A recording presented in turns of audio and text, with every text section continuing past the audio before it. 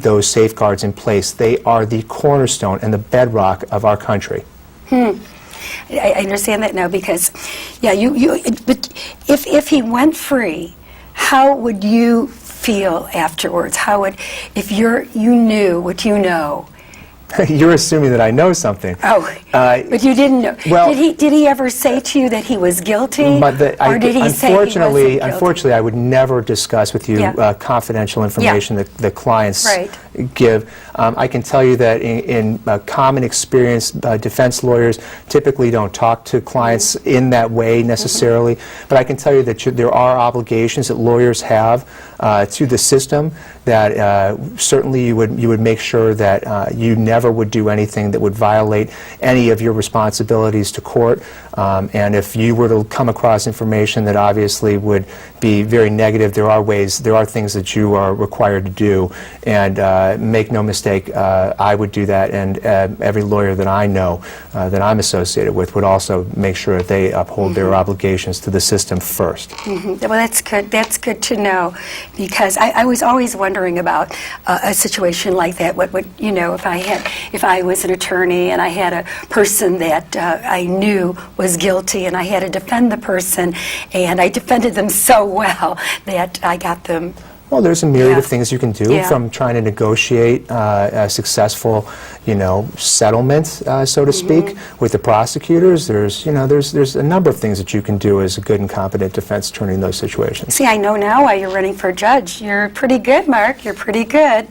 Well, I know you're running against Judge Wallace Dunn. What is the difference between yourself and your opponent? And or there may be, maybe talk just a little bit about that, because I know you're such a, I have never heard you say in the time that I've met you anything negative about the person you're running, and I think I really admire that, because I would like people to say, this is what I can do for you, and not beat down the other candidate. And I never will. I've known Judge Dunn since I was in high school. I've known him for a long time. He actually was the first judge that I appeared in front of as a new lawyer years and years ago. I think he was surprised to learn that I remembered that, and I do remember that, because when you're a new lawyer, those experiences stick with you. What I say is, and we touched upon it a little bit, is that you want people in the judiciary that are incredibly qualified and ready in a number of ways to take on this important task. You pointed to my qualifications and my background that the bar groups gave me, which is a great starting point. I want people to know that I received the highest ratings from the Lake County Bar Association and from the Illinois State Bar Association. That's important. But what we also touched on was that you want people with broad backgrounds, because you want people that serve in these positions to come at it from a very experienced position, not just in terms of the law, which is absolutely required, but you want people that have backgrounds that are diverse. You want people that have tight community ties, both in terms of their family relationships, possibly in terms of the work they do outside of the law, in terms of the work that they do inside of the law. Because in that way, you make sure that you have the best and most experienced people that are making important decisions. My background, which you talked about, makes me ready for this important job at this time. It gives us an opportunity to have, an addition to the bench, because Judge Dunn, as you said, he's an associate judge currently. Even if he does not win this race, if I win, he is going to continue to serve. And it would be an honor to serve alongside of him. That is really nice. This is one of the, that's why I will, no, I can't say who I vote for, because that's, that's not my, but that gives me inspiration, Mark, because I like to hear once to go to a public forum or to go to the League of Women Voters recently, and each one was kind of bad-mouthing the other person. It's terrible, isn't it? And I don't like that. I wish they would say, this guy is a real good guy, and I would vote for him too, but since I'm running, I hope you vote for me. And, it wouldn't be as much fun for people, though, right? Yeah, and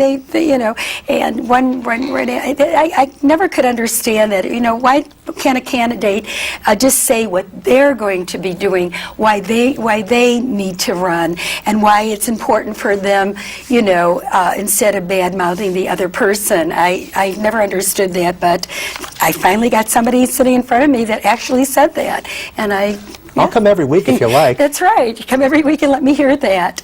Let me touch on something that's also important about, in cases like expungements. And I think people need to know, I know some people, in fact somebody that did not, they had a very, it was a thing that they did. It wasn't such a big deal, but they did get something against them, and they didn't have it expunged correctly.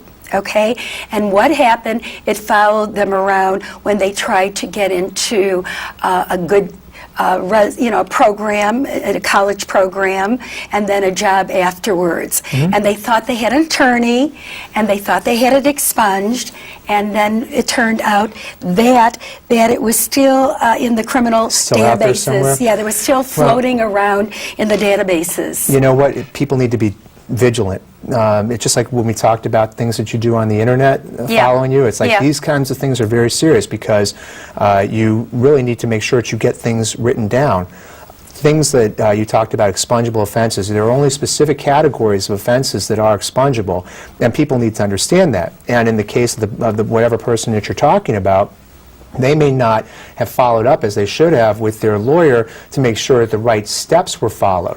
It's one thing to say it's an expungible offense, but you have to follow up later on and make sure it was actually done.